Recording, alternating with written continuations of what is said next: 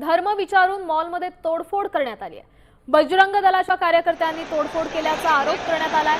30 ते 40 जणांकडून काठ्या रॉडने तोडफोड करण्यात आली। ही घटना छत्तीसगडमधील रायपूरच्या मेंचो मॉलमध्ये घडली। यावेळी तोडफोड करणाऱ्यांनी नाताळच्या सजावटीचीही तोडफोड केली।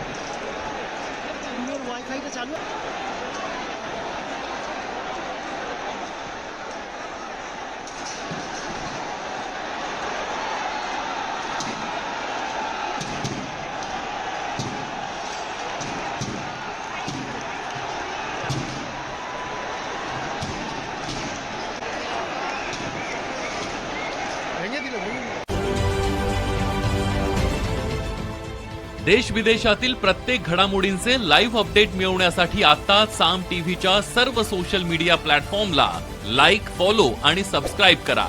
तसंच सर्व नोटिफिकेशनसाठी बेल आयकॉन प्रेस करायला विसरू नका।